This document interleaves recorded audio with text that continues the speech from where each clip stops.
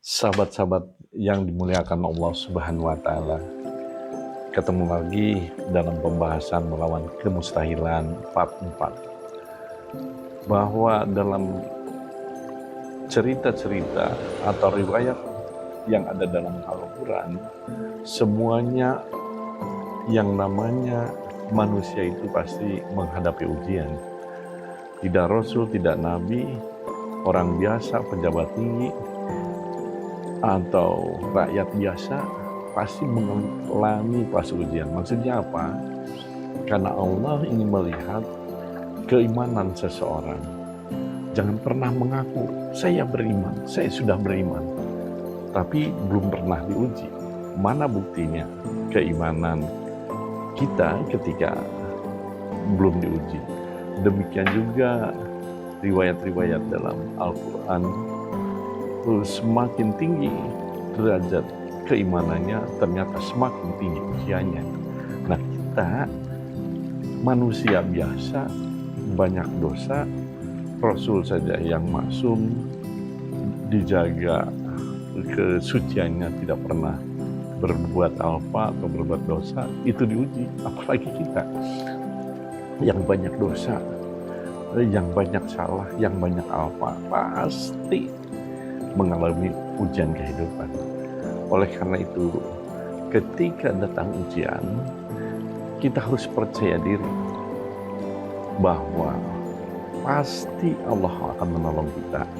Yakin Allah akan menyiapkan solusi yang terbaik untuk kita. Yakin bahwa skenario Allah ini adalah yang terbaik.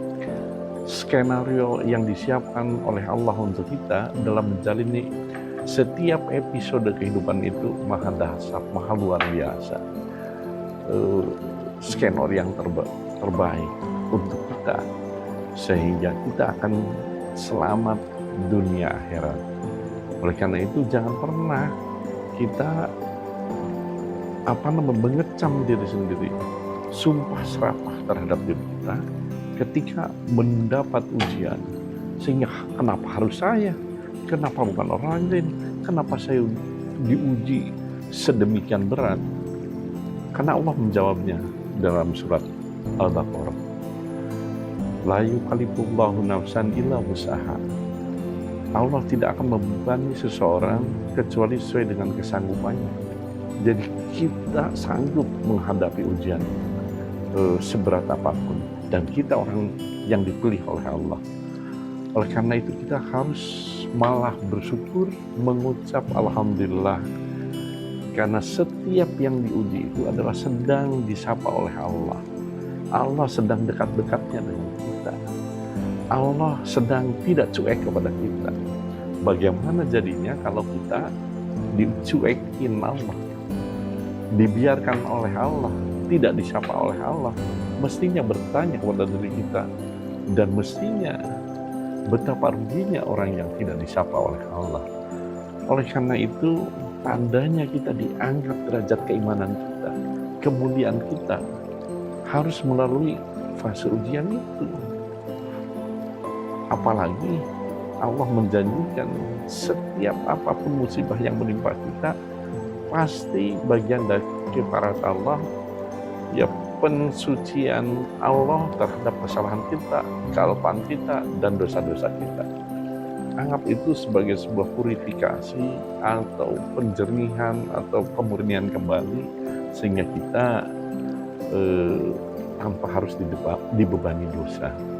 Apalagi kita mau menghadapnya. Bagaimana kalau tidak dicernihkan oleh Allah, tidak dipulihkan oleh Allah, tidak dibersihkan Allah? Tentu kita akan membawa beban sejumlah dosa.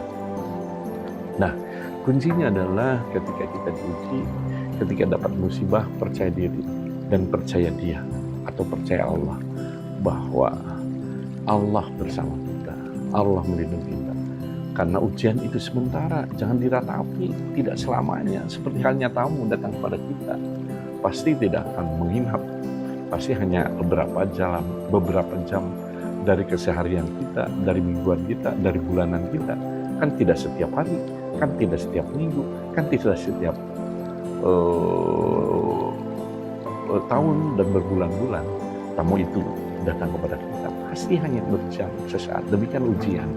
Di tengah kita kenikmatan hidup panjang bertahun-tahun, ditemukan ujian hanya beberapa hari, kita sudah mengeluh, kita sudah sumpah serapah, kita sudah menyalahkan diri sendiri, menyalahkan orang lain, apalagi menyalahkan Allah. Oleh karena itu, yakini bahwa setiap ujian, setiap masalah ada solusinya. Karena sesungguhnya bersama kesulitan ada kemudahan. Sesungguhnya bersama kesulitan ada kemudahan. Itu firman Allah secara eksplisit, nyata-nyata Allah menjelaskan tentang ujian itu. Fa inna ma'al usri yusra, inna ma'al yusri yusra. Jadi yakini bahwa pasti ada solusi dan kita hadapi dengan tegar. Bahkan sombongnya, walaupun kita tidak boleh sombong, hei ujian sebesar apapun, aku tidak takut karena ada Allah yang maha besar. Jadi ringan melangkah, tidak depresi, tidak stres, tidak menyalahkan diri. Apalagi ketika seseorang menghadapi ujian sampai keluar kata-kata, aduh, betapa berat ujian ini. Rasanya aku ingin bunuh diri.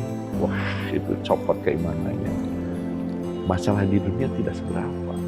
Apakah dengan selesainya masalah dunia dengan bunuh diri, nanti di akhirat akan selesai masalahnya? Bahkan jauh lebih berat. Oleh karena itu, jangan pernah berkecil hati, apalagi putus asa. Nah, pastikan ada solusi, maka libatkan Allah dalam setiap gerak langkah menghadapi ujian itu. Ketika kita bangkrut, ketika kita jatuh dalam sebuah bisnis, atau jabatan kita copot, nah ternyata kita harus menemukan sebuah detonator kebaikan sebagai leverage. Seperti yang dijelaskan dalam buku ini, ketika bangkrut dalam suatu usaha, misalnya berbisnis rumah makan, atau berbisnis kos-kosan, bangkrut jatuh, bukan berarti detonator kebaikannya itu menemukan bisnis baru. Belum tentu, malah boleh jadi bangkrut lagi, atau cari lagi bisnis yang baru, tidak menjamin akan sukses. Oleh karena itu, leverage atau pengungkit rezeki dalam konsep buku itu melawan kemustahilan adalah temukan detonator kebaikan. Nah, apa itu detonator kebaikan? Kita sama-sama akan bahas dalam episode berikutnya. Tapi yang jelas perlu diingat bahwa ketika diuji, Allah sekali-kali tidak akan meninggalkan kita. Allah akan bersama kita, dan Allah tidak akan memberi beban yang berat kepada kita, karena Allah tahu pasti kita sanggup melewatinya. Jangan pernah bersedih ketika kita menyertakan Allah dan melibatkan Allah dalam setiap episode kehidupan kita. Apakah kita beruntung atau ketika jatuh, terlilit utang, usaha bangkrut, dan lain sebagainya. Kita bahas berikutnya di part 5 tentang apa itu detonator kehidupan atau detonator kebaikan. Terima kasih.